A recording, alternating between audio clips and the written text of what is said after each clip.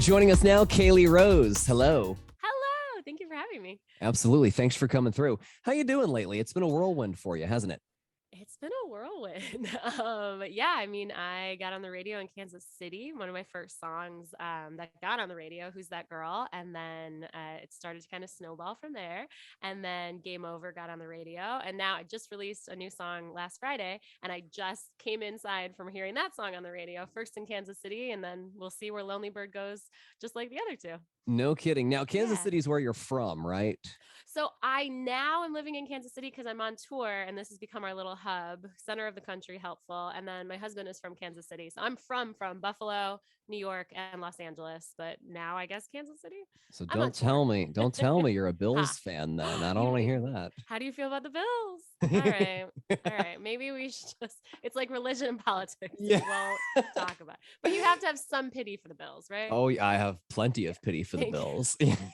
Dude, I thought it was our year this year. And Well, you had us in the playoffs. Yeah. Anyways, Sorry.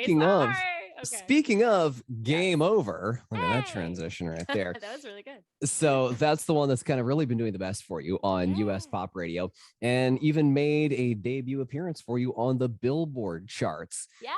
Tell me about when that news came through for you. How did you find out and how'd you react? So I have a friend who works in radio in Kansas City, and he sent me the chart, and I was like, "Is that the Billboard chart?" And he said, "Yep, this is the rolling chart. This is the one." And I kept waiting for for a week. I kind of just sat on the news and didn't really tell anyone because I was just waiting to be pinched, and then set into an alternate reality. It's just you dream of these things, and your name next to J-Lo. That was crazy for me. And it's a long way, I guess, in your journey from as a former opera or off-Broadway show tunes singer to all of a sudden have a couple of songs under your belt that are performing in the mainstream pop world. Yeah. Tell me about your progression as an artist. Where do you think you are? Where do you think you're going, I guess, in the grand scheme? Well, for a long time, I was a singer without knowing what to sing. I knew I loved using my voice, and I just didn't know in what capacity I wanted to use it. Or I did know, but I was afraid. I loved pop music. I was like a closeted pop music singer. And when I was like 7, I would bring Whitney Houston songs to my voice teacher and want to sing them. And she would kind of guide me back on the classical and opera path, which the training was invaluable for any little kids out there. Education is everything. Training is everything.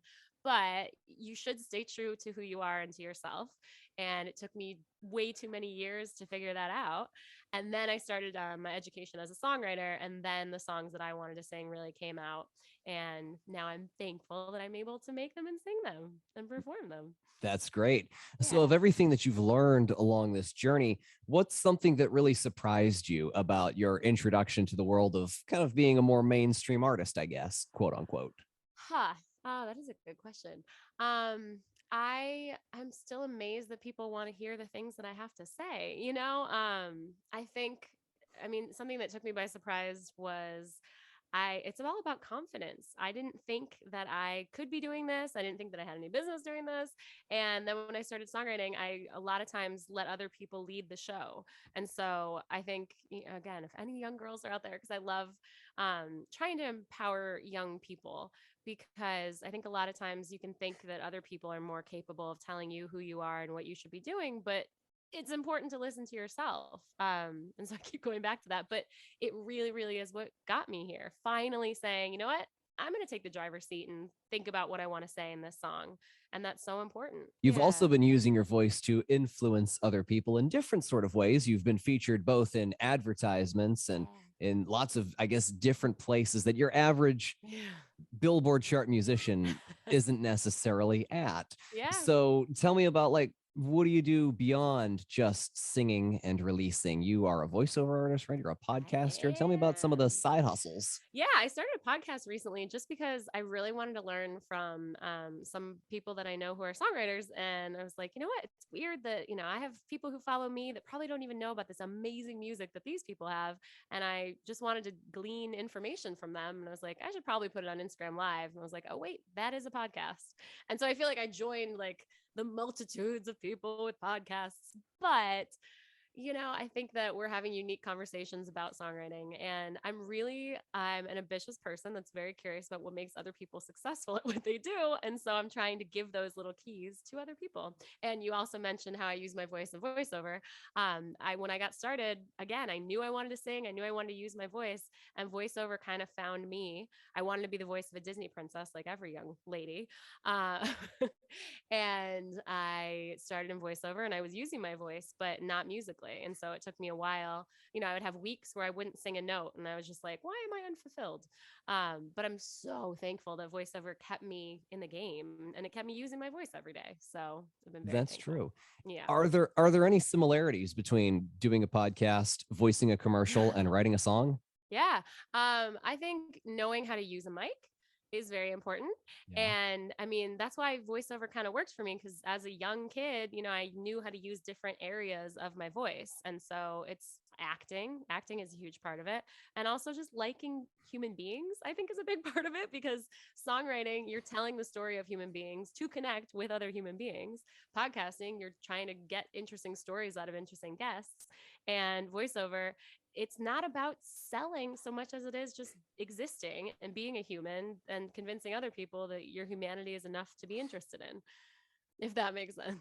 It does. It does. I mean, a lot of it is both an art and a science, and there Mhm. are a lot of different crossovers, I guess, between those Totally. arts and sciences. So let's do a little something. Let's cover some basics here, because Okay. I know you're still a relative newcomer. Obviously, it doesn't feel like that because you've been at it, for a number of years Yeah. now, but you're emerging into a place where people have not heard of Caley Rose yet. Yeah.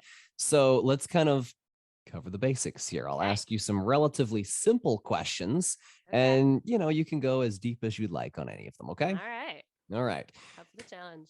Favorite song right now? I'm gonna sing to on repeat right now. Oh gosh, the list is so long. This is gonna be a random one, but I'm going to Jazz Fest in 2 weeks, and I found this band called the Creole String Beans, and so I've been diving deep into them because it's really fun to listen to this New Orleans jazz and get you pumped up. Wow, no kidding.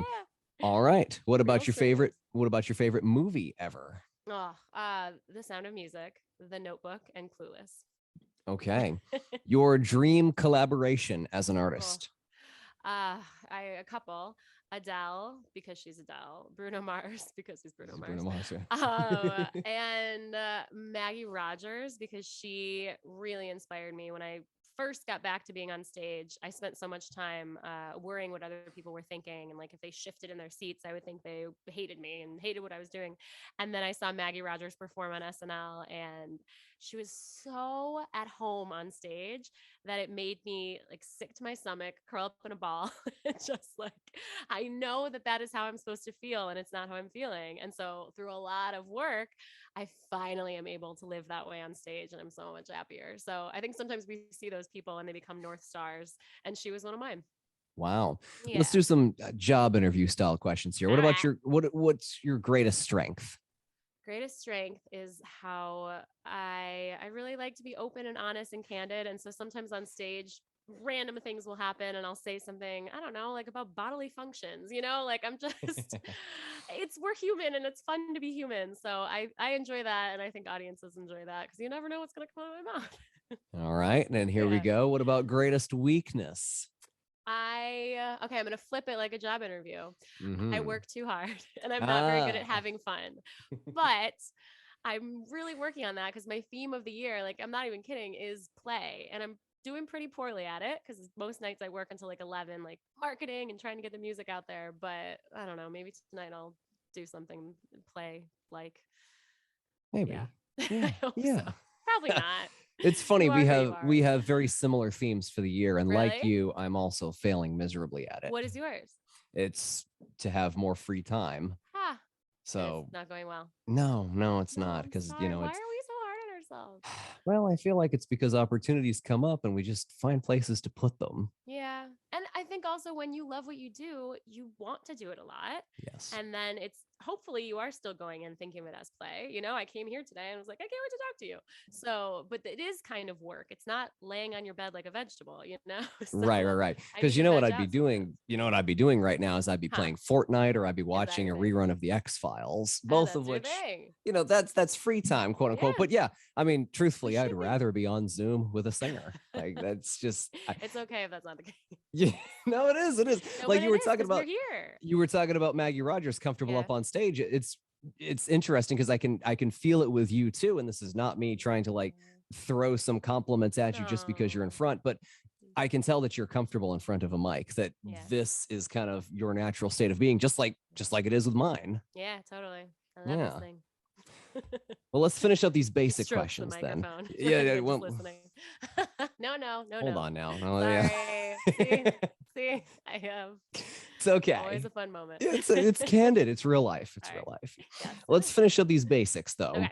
Dogs or cats? Dogs, but I love animals, and I think, why do we have to be so polarizing? Because I keep meeting cats that I really like, and I'm like, okay, you're the only one. I only like you. And then my husband's like, you say that about every cat you meet. So I have owned dogs my whole life. I love dogs. I'll always be a dog person, but I guess cats too. Okay, fair enough. There we go. Yeah. Here's a hypothetical. You're going on vacation tomorrow, Caley Rose. Where are you going? Money's not an object. Bora. That is the dream. Overwater bungalow, Bora Bora, placid blue, endless sky and ocean. Yeah. Sounds lovely. Doesn't it? Yeah. Very lovely. Last one for you here. Describe yourself in 3 words. Optimist, determined, musical. Cool.